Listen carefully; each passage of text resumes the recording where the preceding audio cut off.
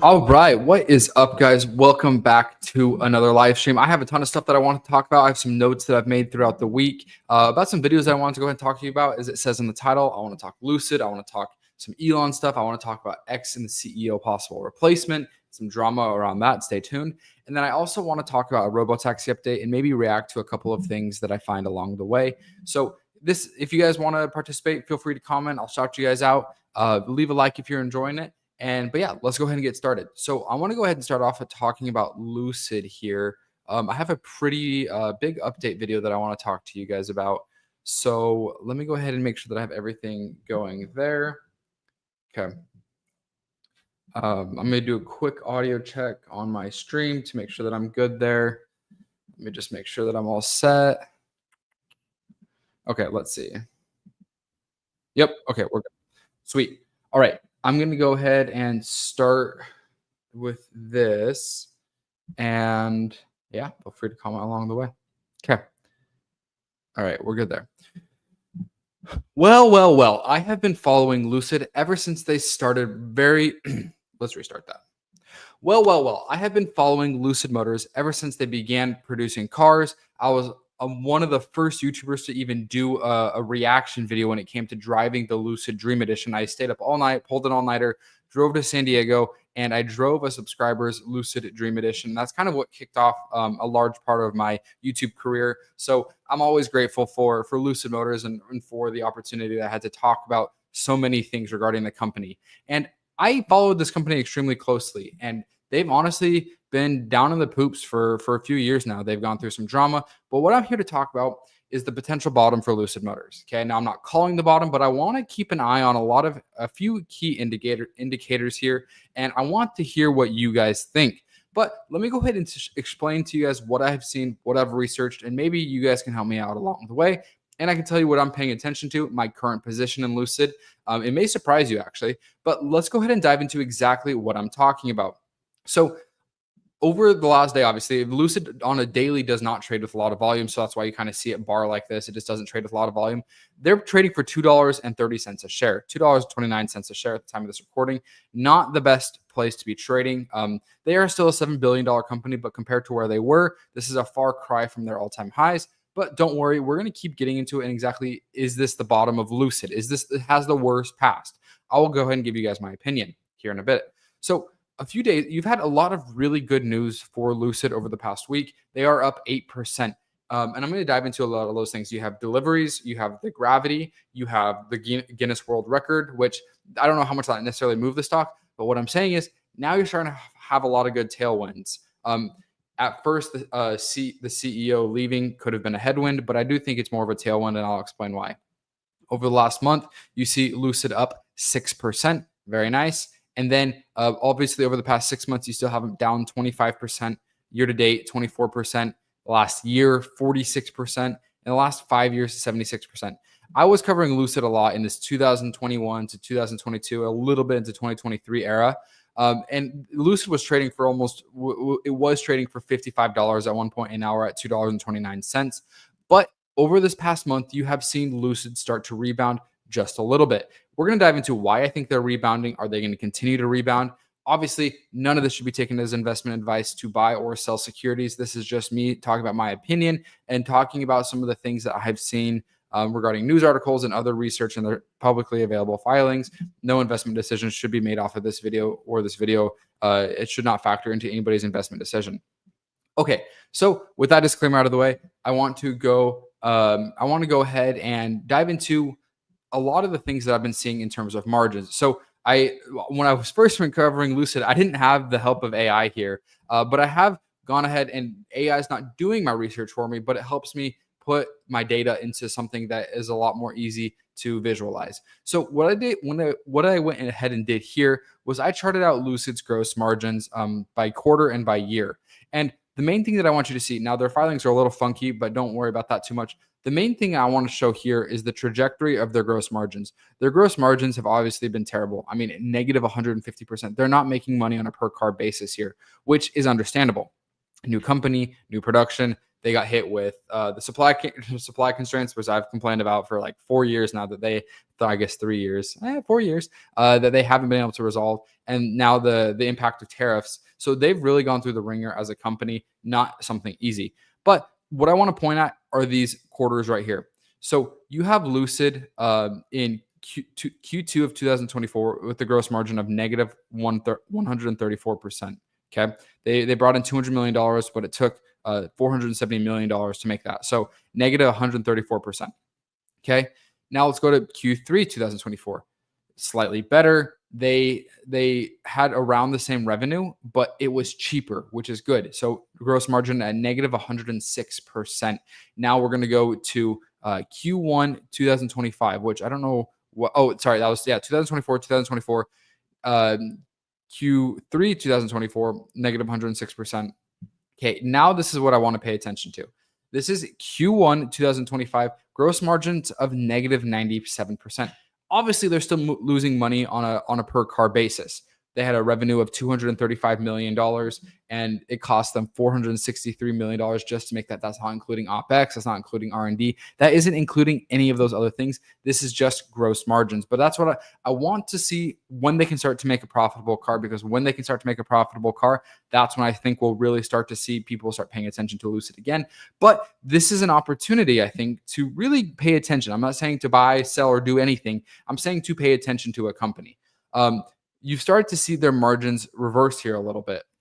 And you kind of can see the stock. Obviously, this is on a month basis, but you can kind of see the stock, and you start to see some analysts positively react to, one, their margins. And also, I did the same thing with their deliveries. So let's go. This chart's a little easier to read because their delivery numbers are a little more readily available than their margins. So let's look at their deliveries. So obviously in 2022, this is when I was covering it. This is when I was freaking out. They had 360 deliveries, and they started to double. Obviously, it's easier to double low numbers. But then they really stagnated it here in Q4. They were delivering in 2023. They delivered around the same amount of vehicles. Obviously, you're dealing with Lucid in a really high interest rate environment. And these are like luxurious cars, so extremely high payments. But there's a couple of factors that I want to talk to you about called the Elon factor with Lucid. Yeah, I'm not confusing Tesla and Lucid, but we're going to call it the Elon factor. And I'll explain why that's so important here in a few minutes. And then in Q1 2024, you finally had you started to see some major growth in these numbers. And then in Q1 2025, you had 3,109 deliveries. And then in Q2 of 2025, you had the 3,309 deliveries, which surprised some analysts. Okay. So you have this combination of rising vehicle deliveries, which when the company was Q3 2022, I mean, let's go look.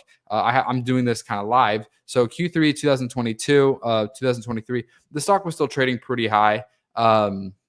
But so, yeah, obviously things have really gone down since then. So I'm not going to put too much weight into that. But this is when you started to have the CEO change. Let me do a quick Google when Peter Rawlinson's departure was. Peter Rawlinson departure. I want to get the exact quarter. He stepped down. Let me see. He stepped down in February of 2025. So that would have been in Q2. So you have this new CEO taking over. This is in Q2. And no surprise, you start to see things turn around a little bit. I think Rawlinson long overdue his day. That's just my opinion. I don't think I didn't agree with the direction he was taking the company. And I can start to see the momentum building behind this new CEO. So that's exciting for a few reasons. Now let's get back to the rest of the video. So you have this rise in gross margin. Obviously, they're still losing, but the loss per car is getting better from what I can tell. Okay. So, and then their deliveries are continuing to increase. They stagnated here in Q3, and then they took off a little bit here in 2024. I'm sorry, I meant 2023, not Q3. 2023, they were pretty stagnant. 2024, they grew. And I think that they're going to continue to grow for a couple of reasons. Let's get into it. So obviously, they had their deliveries. This is from their investor relations page. They had their deliveries they had their deliveries grow. We talked about that. They have already delivered 6,418 vehicles in 2025, which is great. Now, this came on July 8th, so just 4 days ago. You had the Lucid Air Grand Touring win the Guinness World Record for the most miles traveled on a single charge. how many miles? Around 749 miles. So this is important for a couple of reasons. Now, what I want to jump to is, so this is obviously their. Let's go ahead and look at their last financial statement. And this, I'm just going to do a quick overview, not a full deep dive on this. I just want to do a quick overview. So Lucid is sitting with 1.8 in cash and cash equivalents. They have their total assets of 4.4 billion. Their total current assets of 4.4 billion. This is down slightly from the previous year. Total assets in 2025 Q1 was 9.2 billion, slightly down. I'm not super concerned about that. Their liabilities are 4.3 billion, and that's slightly down from the previous year as well.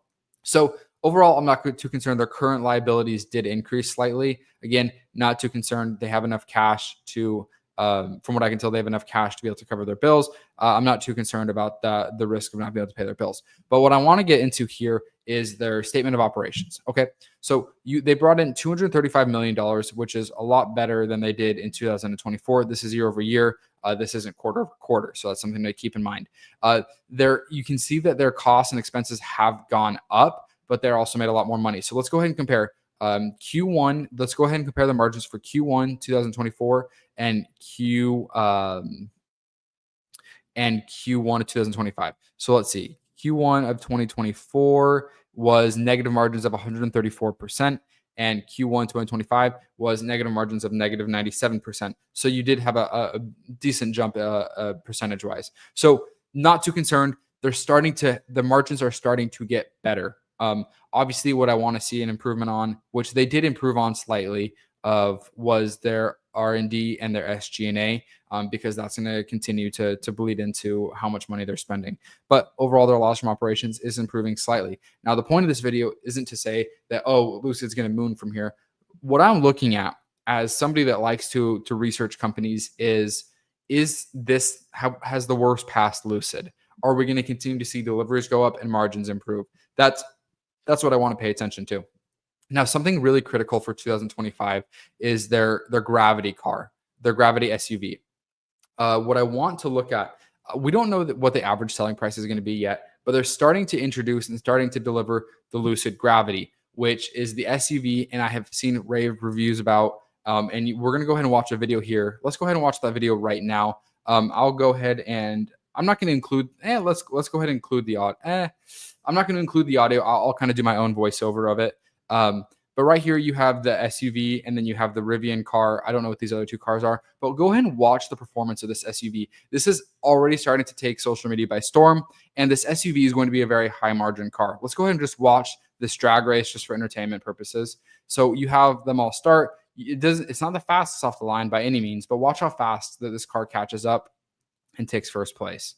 So they do incredible cinematography for these drag races. And you just start to see the Lucid fly. It hit 120, 130, 139 miles per hour. It was not the first off the line, but watch this. This is an SUV. Okay. So Lucid is making high performance cars. They're starting to take the market with the Guinness World Record of longest battery life in a single car. And it went 0 to 60 in 3 seconds, and then the quarter mile in 10 seconds at a max of 139 miles per hour, which absolutely smoked everybody. Again, these guys are awesome. The way they can do this slow-mo and interject themselves, absolutely awesome. So that's one of the reasons why I want to pay attention. Now, they're focusing on ramping up the Gravity output, which according to their interim CEO, which I will be curious to see if he becomes the permanent CEO. As far as I can tell, he seems like he's taking the company in a good direction. The feedback on the SUV has been phenomenal so far. He added, in all of my 25 years of working in the automotive industry, I've never seen positive feedback like that. So this is something that I'm going to pay attention to, because this SUV is going to be a head turner. People that don't like the Model X may come to this car. Now, something that really interesting, he said, and I need to find the source for this. Let me go ahead and see if I can find the source for this in the next 2 seconds here. If not, we'll go ahead and move on. I'll mention it. Let's see here. Okay, according to Lucid's CEO, let me see here. Okay, let me go ahead and just pull up this article right here for you guys. Okay, so This was published March 31st of 2025. So this is peak Elon drama, okay? With Tesla owners looking for another option, one EV brand is taking advantage. Lucid Motors CEO said the company is seeing a dramatic uptick in orders from Tesla drivers. Over the past 2 months, 50% of orders were from former Tesla owners. That's huge, okay? I think we're going to continue to see obviously the temperature of Elon and politics has calmed down substantially, in my opinion. But I think this could be a major competitor to the Model X. And I want to see if they can outsell Tesla's Model X currently. That's a hot take, but I'll be curious to see. Those Falcon Wing doors are really flashy. I want to see if Lucid can outsell the Model X in the SUV capacity, Model X to Gravity 1-to-1. So I want to pay attention to that. I think that's really fascinating. Now, what's even more important to me is the direction after this. So they've teased this, but as far as I can tell, there hasn't been any official designs or anything like that. But what Lucid's plan was after the Gravity is to start diving into what they're calling the Lucid Earth Dream Edition. They've already trademarked it a few weeks ago and has been confirmed that they will be working on a smaller EV that should go ahead to compete head on with the Lucid Model Y. Now, I think this is absolutely phenomenal. I think that this will start to put the company on the map in terms of massive deliveries, because they're only delivering, how many vehicles are they delivering a quarter? They're delivering 3,390, and let's just say there's 90 days. And of course, so 3,390 divided by 90. They're delivering like 38 cars a day, which is pretty good. Okay. I don't know how many of these are US versus Saudi Arabia, but this is definitely something I'm paying attention to. Now, my current exposure to Lucid isn't anything crazy. My current exposure is I saw that these numbers were starting to be on.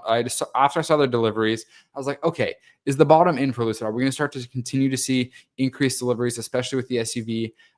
Lucid obviously popped this past week, and their margins are starting to improve, which is what I think is a bigger reason for this, in my opinion.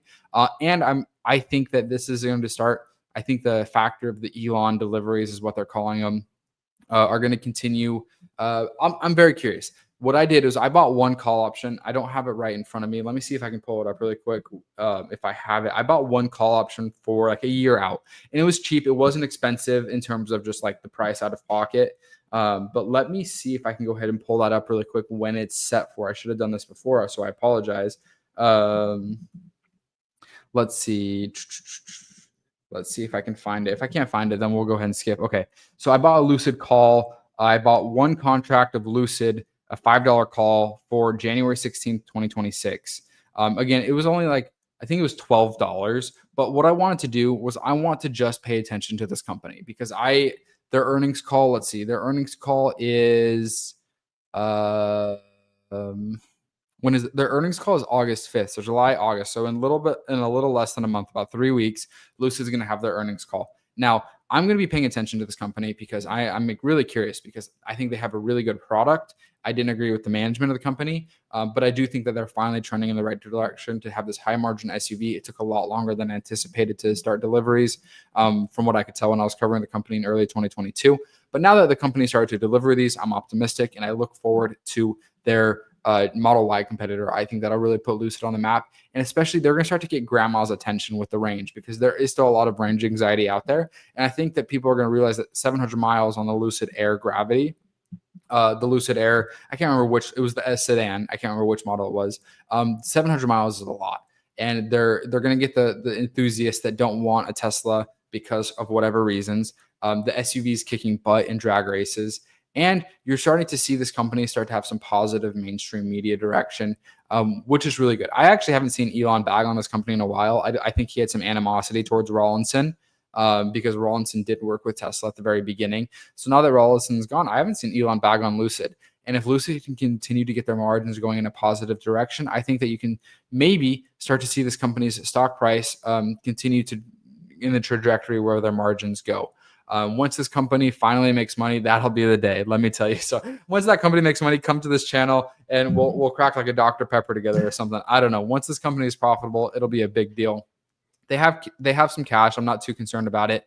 But overall, I'm pretty excited to see where this company goes, in the direction that they continue to go. I'm going to follow the margins on it. I really think that they're finally starting to get some positive mainstream media. So if you guys enjoyed that, consider subscribing and let me know if you guys have any questions. Am I ludicrous for thinking that possibly Lucid has bottomed? Again, I'm not saying that this stock is going to moon tomorrow or anytime in the future, but I've been paying attention for the bottom. That's what I wanted to see. Has it happened? I don't know. I told you guys my current exposure to Lucid. So let me know what you guys think. Oh, I may have a couple of bucks in another brokerage somewhere.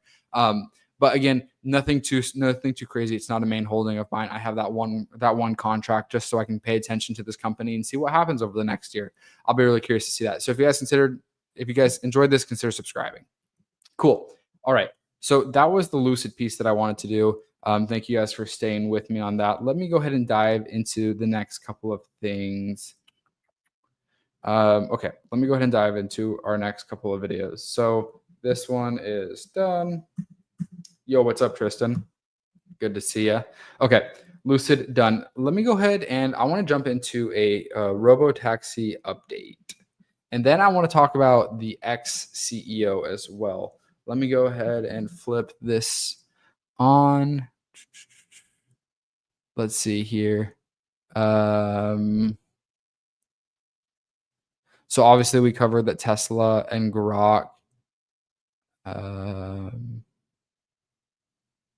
Okay, let me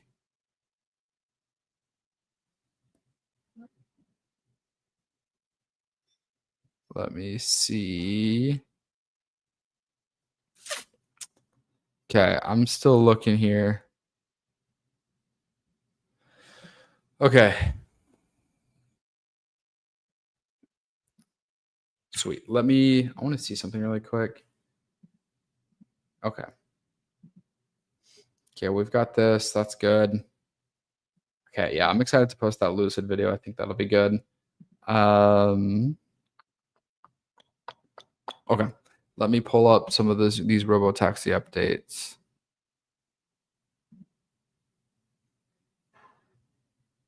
Okay. So you have Grok. Let's go ahead. I don't know if I have enough to do a full robo-taxi update. But what I want to do, let me check one more place to see if I have what I want for a robo-taxi update. And then I want to go ahead and cover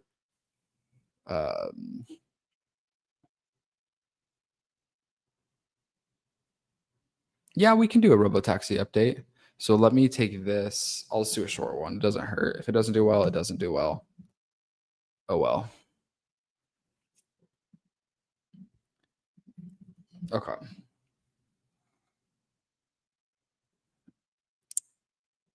Let's see. I just want to see if there's anything else with.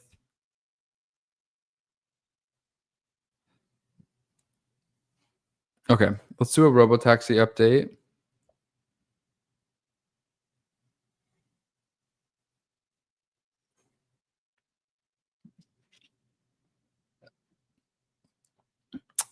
No, I think I'm going to pass on the robo-taxi update. I don't think there's anything too crazy there.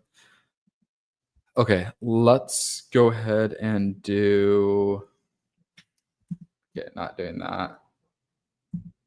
Okay. Okay, let me go ahead and pull this article up and do Wall Street Journal. And, okay.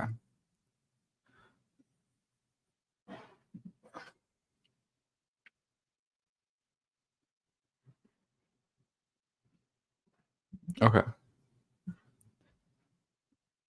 That is good. Okay, so I'm going to do this, and then let me pull up one more thing, and then we'll go ahead and do a Lucid. Sorry, not a Lucid. We'll do a ex-CEO update. Let me check this out.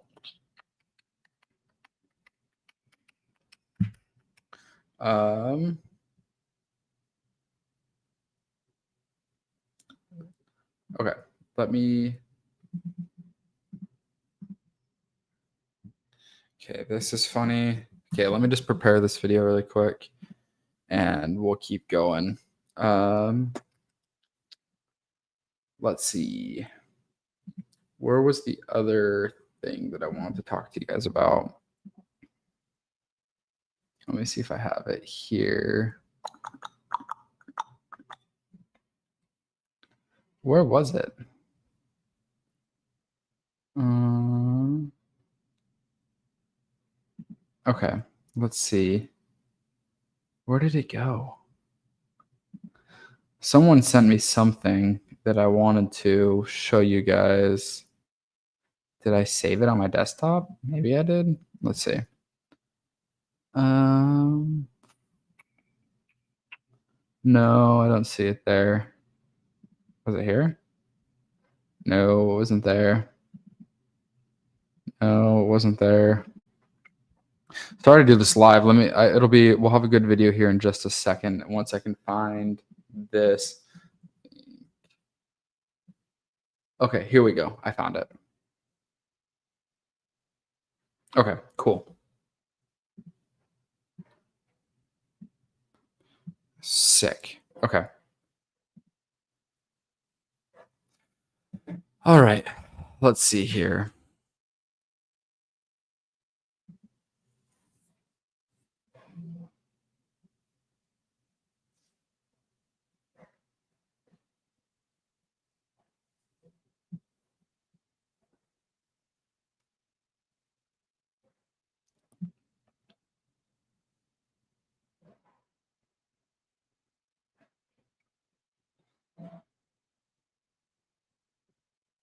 Okay. Let's see.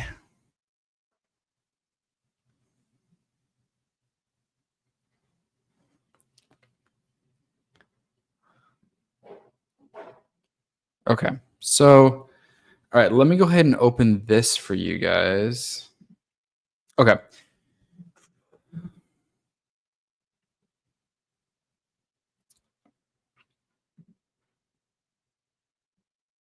Okay.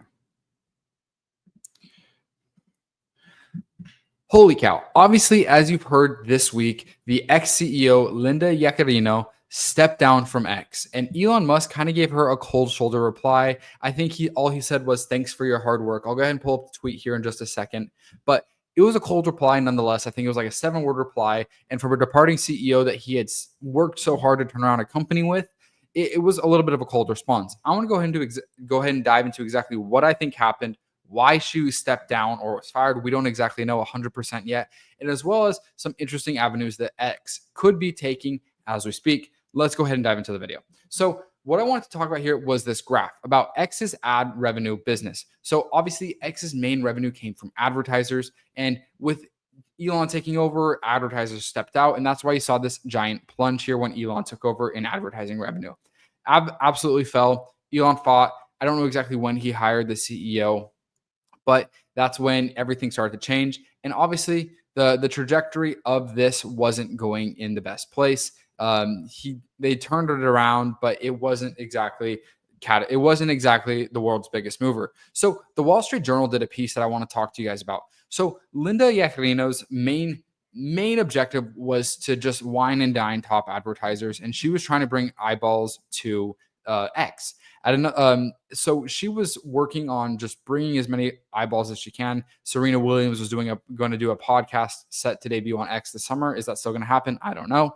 But behind the confident presentations was an executive who had navigated a turbulent 2 years as chief executive of Elon Musk's X, which would probably be one of the hardest jobs. Don't envy it. As much as she tried to get advertisers, Musk would continue. It said more recently, the platform faced self-inflicted content moderation problems from XAI's Grok chatbot. Obviously, a few nights ago, the chatbot Grok was saying some very racist things. Nobody really knows what happened 100% yet. It was the eve of Grok 4 release, and I don't know if they were testing things or what happened, but out of nowhere, the CEO of X stepped down. On Wednesday, she posted that she was stepping down, and Yaccarino told people close to her that the recent return of some advertisers and the merger, which made X a smaller revenue contributor, made it a good time to depart. Current and former employees say her position at the company appeared increasingly tenuous after clashes with management. Obviously, she's more the advertiser of the corporate, and it'll get into this a little bit. And I'll go ahead and summarize. Her tenure was marred with her boss's erratic behavior, which often made it harder to bring back a very bring back the very advertising customers she was hired to woo. She was effectively demoted in X's merger with XAI. So XAI merged, and she was still fighting for advertisers, but Elon was getting into politics, and it made it very difficult. So something that let's keep reading into it. It's unclear who might succeed Yaccarino if X decides to replace her. Contenders could include members of Yaccarino's leadership team, such as John Nitti, global head of revenue operations and ad innovation at X, other people. But I have a different idea. So they kind of gets back into her role previously. Her primary task was to lure back marketers who paused spending because they feared Musk would weaken content moderation. She also smoothed out a payment issue with Google, hired a new slate of senior executives, and pushed X to create more tools that led brands to control the types of content that appeared next to their ads.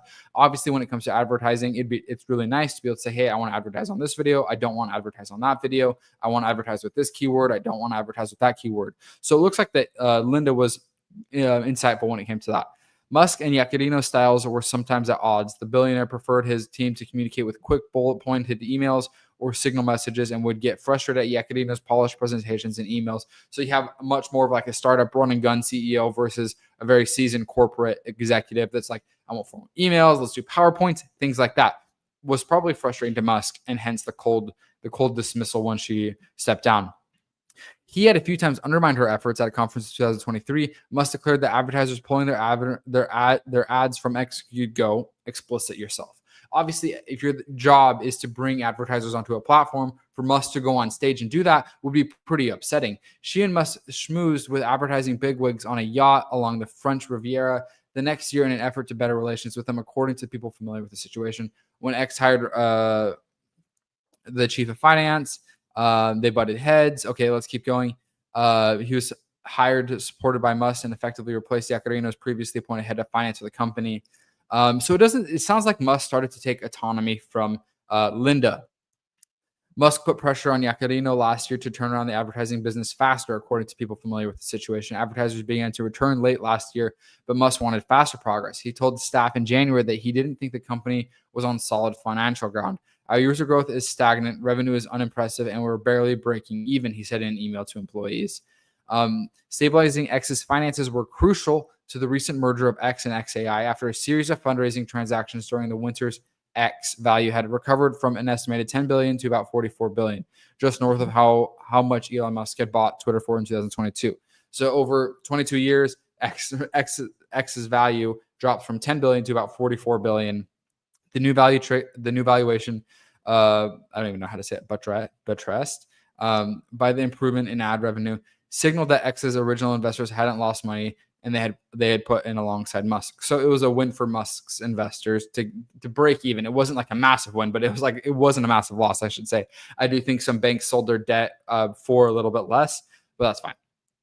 Less than a month later, X said that it was merging with XAI. The deal moved with a company closer to Musk's goal of turning X into the everything app where people can share news, pay bills, and entertain themselves. Obviously, we haven't seen too much of this, so I wonder if that has to do with her departure, the fact that they didn't see too much of this progress in the everything app. After the deal, Yaccarino's presence in front of investors started to diminish. She wasn't a part of XAI's recent bout of fundraising led by Morgan Stanley, and XAI executives instead presented the company's growth plans to investors, a person familiar with the matter said. So it sounds like she just kind of got pushed out, which is honestly kind of a bummer because I think she was really valuable. Elon has often asked strong women leadership to lead some of his companies. Like I know some of the board of directors at Tesla are women. Glenn Shotwell is the COO of SpaceX, and she's done a phenomenal job. And so he tried to continue the pattern with the CEO of X, but it sounds like she just kind of got pushed out by XAI. So here's my opinion. I think that Elon is taking X from an advertiser first business to more of a revenue based business. Let's go ahead and see. I want to go ahead and see if I can pull something up really quick. Let's see. Okay, let me see if I can pull something up really quick.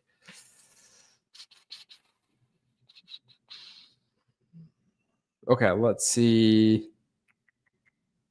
There was an interesting take that I wanted to go over with you guys.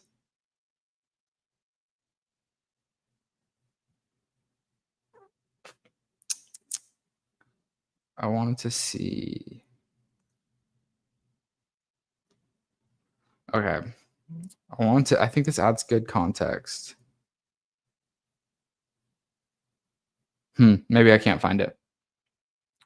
Um, Basically, what I think Elon is trying to do is he's frustrated with advertisers and having to wine and dine. I think he doesn't want to send people to do that and have to because he's giving up some freedom to kind of get what advertisers want. What I think he's going to try to turn X into is as long as the ad revenue is stable enough, I think that's fine. But I think what the main revenue driver for X is going to be the AI. I think he's going to want XAI to be competitors with OpenAI. Obviously, XAI is still losing a ton of money, but in the grand scheme of things, I think that he's looking for XAI to merge with Tesla in an acquisition to really raise X's valuation.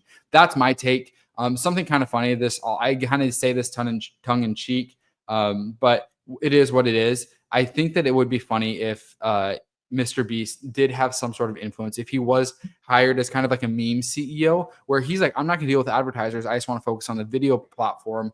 And he can really bring more eyeballs to X and more creators to X by motivating them to post and helping with their creator platform. So I think that the XAI, I think Mr. Beast being the executive, he shouldn't have to deal with like HR or stuff like that, or like be in the corporate office. But I do think if he was brought in as kind of like the head of video product, or if people were to spend more time on X and have a more pleasant video experience where creators can feel more comfortable posting long form content, I really think that's fizzled out. And I think Mr. Beast could add a lot of insight to that. And I think he could kind of turn X into a really cool video platform. So that's just kind of more of like a funny tongue-in-cheek tidbit that he quote tweeted himself. He said, "Can I be the new Twitter CEO?" I think Elon even replied, "Sure." He said, "It's not out of the question." That was in 2022. And he said, "So is now my time." And I think he even brings it up one more time. Uh, no, I can't remember. I thought he brought it up one more time. But anyways, that was, I thought that, let's see. No, it wasn't that. Okay. Anyways, oh yeah, he said, I'll fix the role.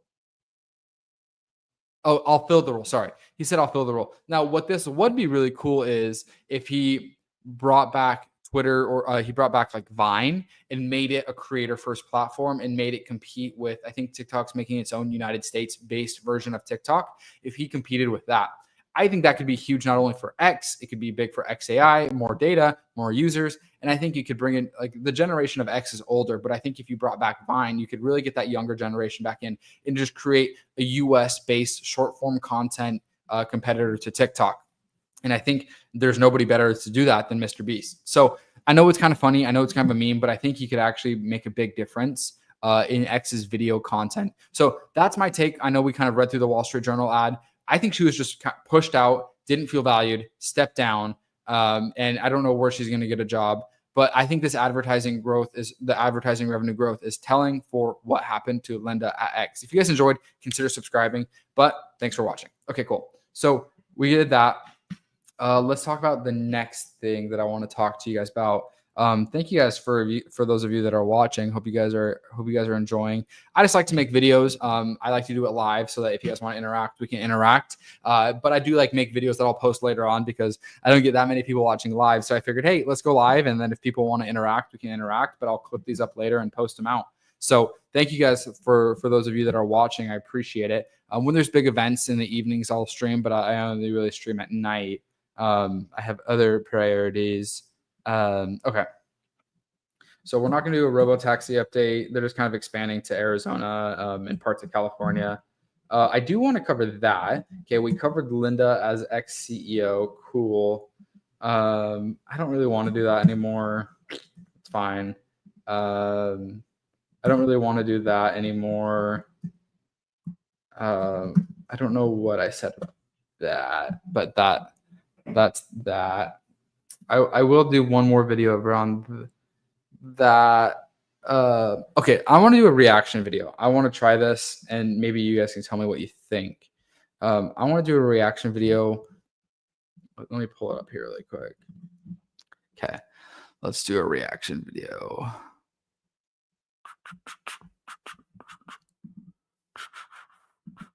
Okay, let me check one more thing. Okay.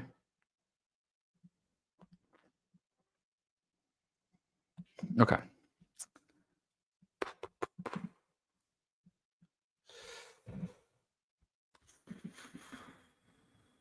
Okay, let's do a reaction video.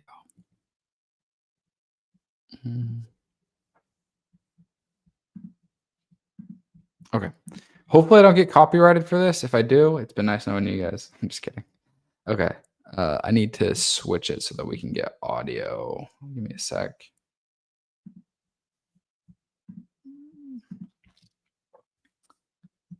Okay.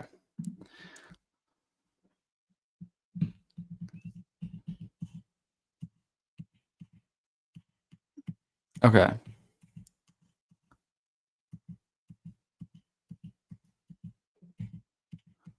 Okay.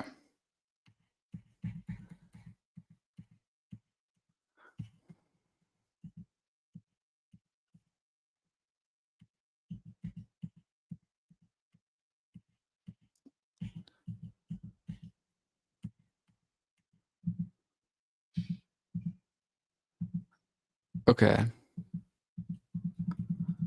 He does a good segment here. So this is one of Elon Musk's lawyers, and I want to do a little more research okay. So this is where we'll start it. Let me go ahead and remove this really quick. Um,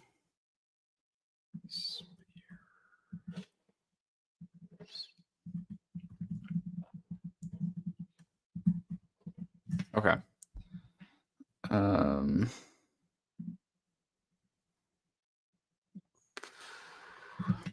let's see.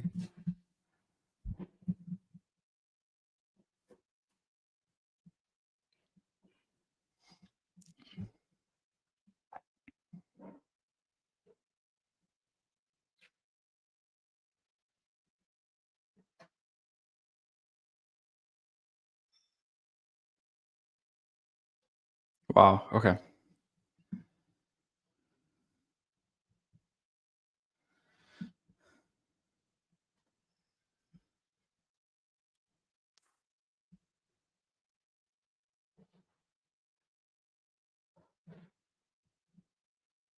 Okay.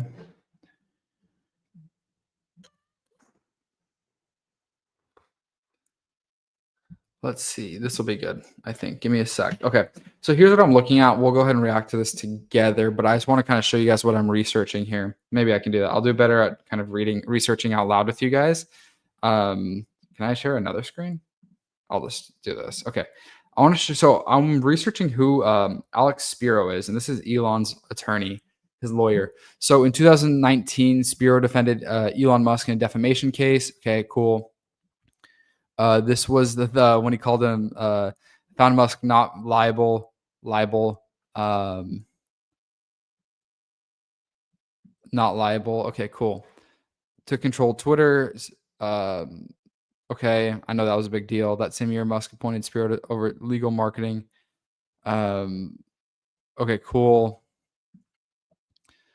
Represented Elon for securities fraud that led to a verdict that found Musk not liable.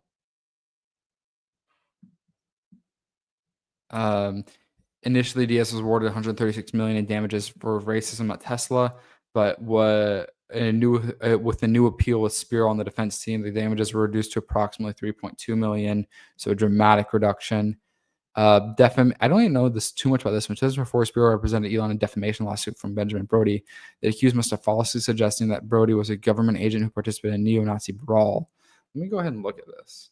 What is this?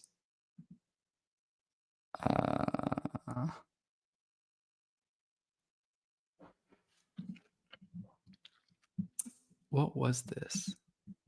45. What was this? Okay, let's look.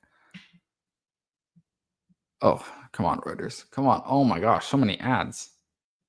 Okay, get out of here. Get out of here. So many ads. Can I not read this? Oh, okay. We're not going to read that. I'm not paying for Reuters. Sorry. Let me see if I can find a different article. Okay, let's just keep going. Spiro faced sanctions over the case of her unauthorized practice of law. Dismissed the sanction request in March. Okay. doesn't look like that one's done yet.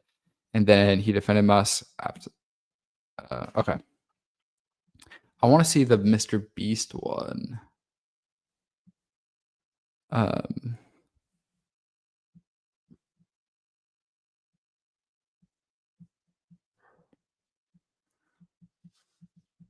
okay.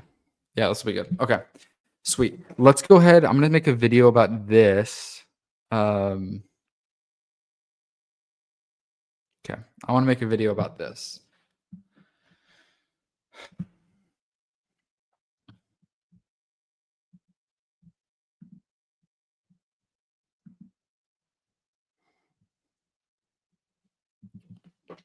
Okay.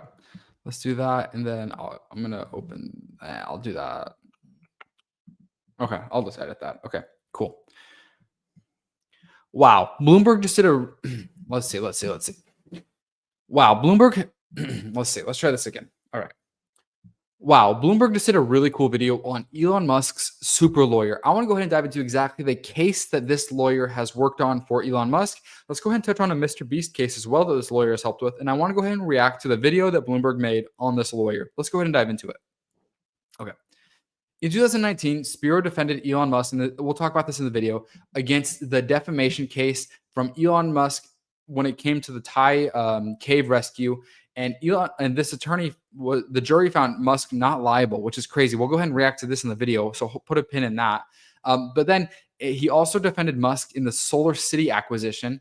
In 2023, the presiding judge declared Musk not liable for. Actually, I just realized I'm not sharing my screen. Let me go ahead and try this again. Okay. So, in 2019, Spiro defended Elon Musk, and we'll talk about this more because it's in the video. We'll react to it in the defamation case when Elon made an explicit tweet regarding somebody on Twitter, and he was ultimately, this attorney helped. The jury found Musk not liable. Spiro also represented Musk in a suit brought by shareholders over Tesla acquiring Solar City. In 2023, the presiding judge declared Musk not liable for pushing shareholders to overpay for the Solar City acquisition. That was a big deal. Okay, let's cover a couple more cases. I also want to cover the case that Mr. Beast hired this attorney for. In 2022, Musk took control of Twitter, and Spiro had an active role in that. He also was helping with Twitter's legal, marketing, and trust and safety teams. In 2023, Spiro represented Elon Musk in a securities fraud trial, leading to a verdict that Musk was found not liable. And that was the whole funding secured guy. So like this attorney, Elon really trusts. Spiro. So this is where it's funny. So Spiro also represented Tesla in a retrial that happened in a lawsuit from a worker that was facing racism, that alleged facing racism at Tesla's premises. Initially, he was awarded $136.9 million. After the retrial, with Spiro on the defense team, he reduced the damages to approximately $3.2 million. So this guy, from $136 million, Spiro wasn't on the defense team, from what I can tell. Once he gets on the defense team, $3.2 million.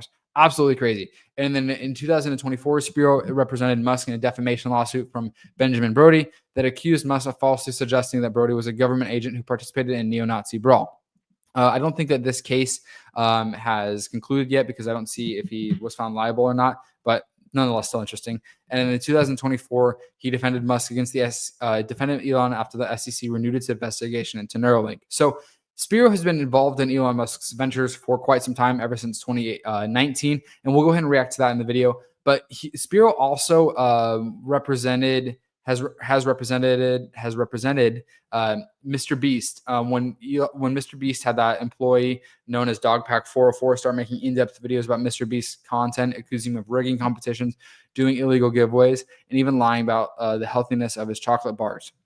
So Mr. Beast hired Spiro, who Elon Musk had hired. He also has worked with high-profile clients like Alex Baldwin. So this was super interesting. Sorry, I wasn't sharing my screen for that part. There wasn't too much, but this is obviously a big deal to a very expensive lawyer. I think in the video he says that he works for $3,000 an hour, which is absolutely crazy. Let's go ahead and react to the video. Let me.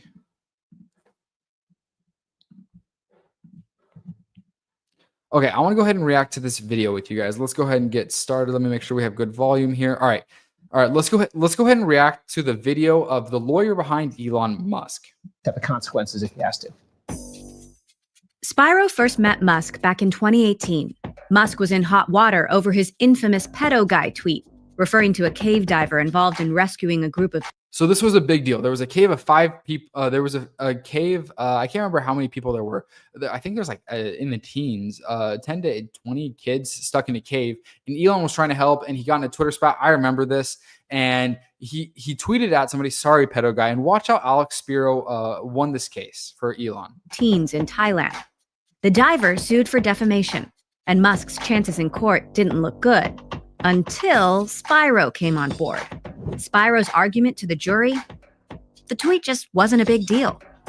The only thing I'm going to say is the jury got this right, and we don't have any further comment at this time. In the end, what he really convinced them of is that he was just joking. It was just a joke. And I think, in a lot of ways, that case shows how, the modern social media environment kind of just opens it up to this, cavalier talk that in past might have led to a defamation victory. And that's one of his core tenets of his practice, is to say, just because you went on Twitter and you said something doesn't mean that you're the worst person in the history of the world. It is now said by this jury that So you had Spiro kind of take this, what normally would have been probably a defamation win, and he kind of dumped it. And I was like, look, everything you say on the internet, Elon, look at the history of how Elon talks. It was a joke. So that's kind of how he won that case. Keep watching. how all Minor violation of law. social media. Somebody's going to say that some minor violation of This law, is him, obviously. like some, an upgrade, or somebody sends a tweet out, or, violated some horrific law. They have to ask themselves, well, what was in that person's mind at the time? Were they saying to themselves, I'm about to cross some bright line that subjects myself to prison? Were they really thinking that way? I think Spyro's argument was pretty savvy, and it was based on an understanding of what Elon Musk does. Because there's no law against being an is the thing. And I think one thing that's interesting about that case, not just from a kind of how did he win perspective, but from a sort of business and power perspective, is I think that is what unleashes, Elon Musk in a big way. It's what gives Elon permission, not just legal permission, but maybe cultural permission to sort of go wild on Twitter, which ultimately led to his acquisition of Twitter, to his embrace of these kind of extreme political positions. The Twitter takeover. That one got real messy. You were in the trenches. What worked? What didn't work? Well, his decision to acquire the company obviously worked. He is glad he bought it. And Elon is very much experimenting as he goes. So and that's interesting. part of What it. they didn't say is Spiro couldn't get him out of the pickle of not buying the company. And I bet Spiro, because he talks about it later in the video. Now, we're not going to watch the whole video, but he says this. He's like, I will tell you the unpopular thing. I will not tell you what you want to hear. I will tell you what I think is right and wrong.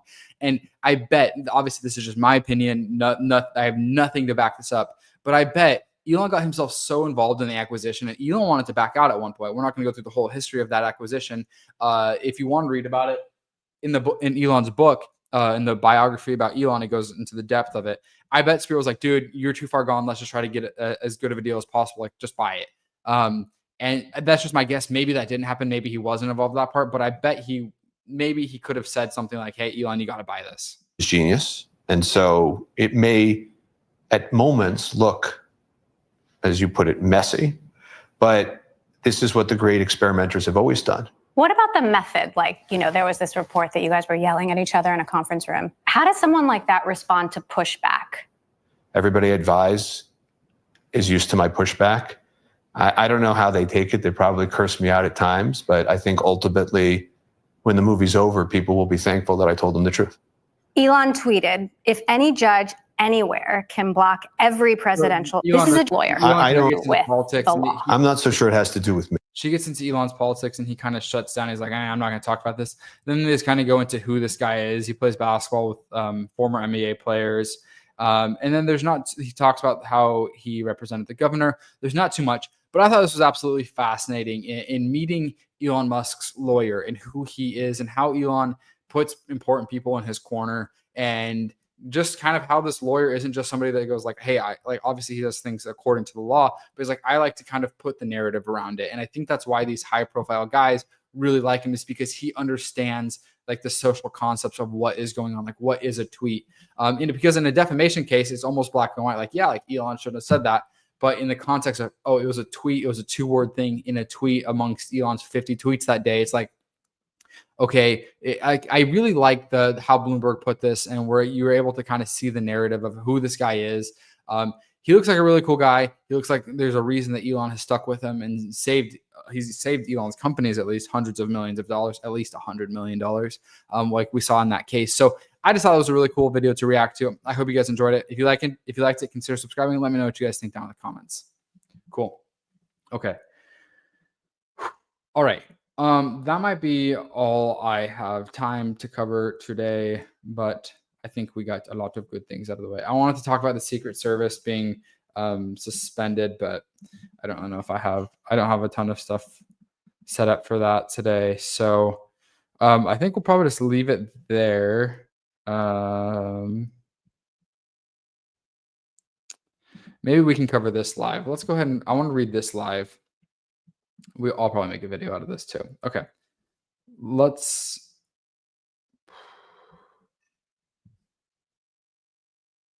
Okay.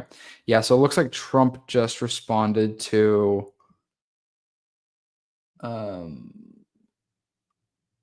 okay. Yeah, let's go ahead and respond to this. This is kind of breaking news. Okay, let me go ahead. Yeah, let me get this up really quick. Okay. Share my screen. Okay, let's do this. Okay. Let me see here.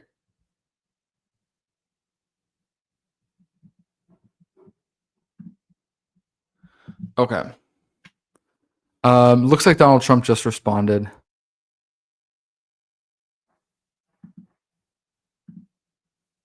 I wish I could get a better. Okay. Okay, we're gonna go like this. Holy cow, Donald Trump has just responded to all the drama that has gone on this week regarding the Jeffrey Epstein case, or lack thereof, case reveal. And so let's go ahead and dive into Donald Trump's reaction as well as the social sentiment around it. Let's go ahead and pull it up. So he says, what's going on with my boys, and in some case gals? They're all going after General Pam Bondi, who's doing a fantastic job on one team, MAGA, and I don't like what's happening. We have a perfect administration, the talk of the world, and the quote, selfish people are trying to hurt it all over a guy who never dies, Jeffrey Epstein. For years, it's Epstein over and over again. Why are we giving him publicity to files written by Obama, crooked Hillary, Comey, Brennan, and the losers and criminals of the Biden administration who connected the world with the Russia hoax, 51 intelligence agents, the laptop from hell, and more? They created the Epstein files just like they created the same fake Hillary Clinton, Christopher Steele, they used on me. So-called friends are playing the right hand. Why don't these radical left lunatics release the Epstein files? If there was anything in there that could have hurt the MAGA movement, why didn't they use it? They have even given up on John F. Kennedy, Martin Luther King Jr. files, no matter how much success we have had securing the border, deporting criminals, fixing the economy, energy dominance, a safer world where Iran will not have nuclear weapons. It's never enough for some people. We are about to achieve more in 6 months than any other administration has achieved in over 100 years. And we have so much more to do. We are saving our country and making America great again, and we will continue to be our complete priority. The left is imploding. Kash Patel and the FBI must be focused on investigating voter fraud, political corruption, Act Blue, the rigid and stolen election of 2020, and arresting thugs and criminals, instead of spending month after month looking for nothing but the same old radical left-inspired documents on Jeffrey Epstein. Let Pam Bondi do her job. She is great. The 2020 election was rigged and stolen, and they tried to do the same thing in 2024. That's what she's looking into as AG, and much more. 1 year ago, our country was dead, and now it's the hottest country anywhere in the world. Let's keep it that way and not waste our time and energy on Jeffrey Epstein, somebody that nobody cares about. Thank you for your time and attention to this matter. Okay, I'm gonna get into my opinion on this. Trump is trying to sweep this under the rug. Now, whether there is or isn't That's you can. There's tons of other videos going about the evidence that there is or isn't. To me, this is kind of tone deaf. I don't know why, but it just kind of feels like Trump is kind of ignoring what so many people are wanting. He had Elon say that he's in the Epstein files, and Elon has also been accusing of other people being in the Epstein files. Why is Elon doing this? I don't know. I don't know if Elon knows something that we don't, or if there is or isn't. So many about these things are weird. It seems kind of tone deaf for Donald Trump to kind of be like, yeah, let's ignore it, because that's a large thing that he ran on, was releasing the Jeffrey Epstein list. It was a big thing that he talked about. And for him to kind of say like, it doesn't matter, let's not waste energy on it, is a little tone deaf and kind of a slap in the face to his voting base. I want to go ahead and see if there's any other social sentiment going on here. There's so far, I don't see too many reactions. But yeah, it does seem a little tone deaf to me that Trump's like, oh, it doesn't matter, let's sweep it under the rug. Again, I'm not here to talk about what is or isn't in the Epstein files. There's so many other videos that talk about that. But yeah, I'm not seeing too much on here in terms of a reaction quite yet. So stay tuned. If there's a major reaction, you can go ahead and subscribe. I wouldn't be surprised if Elon goes ahead and says like liar or something like that, reacts to it. He's been better about not reacting as viscerally to Trump, which I think is appreciated in Tesla investors. But yeah, I don't see too much of a reaction here yet. Daily Wire retweeted it. You've kind of seen Ben Shapiro take Trump's side on this, which has been interesting. But yeah, you're seeing people just kind of agreeing with the same sentiment that it's relatively tone deaf. I want to see the comments on this and see if there's anything else that I'm missing here. People are just saying that Trump is on the Epstein list. This doesn't sit well with me. Yeah, you're seeing a lot of people really turned off by this response from Trump. So let me know what you guys think down in the comments. It's obviously kind of a mess. The whole situation's messy. There's a lot of other videos that talk about the actual Epstein case. I'm just here kind of covering the news, my thoughts on it, and kind of the sentiment around it. If you guys enjoyed, consider subscribing. And like always, see you next time. Thanks for watching. Cool. All right, guys, I'm going to go ahead and end the live stream. Thank you guys for watching. I really appreciate it. And we'll see you next time.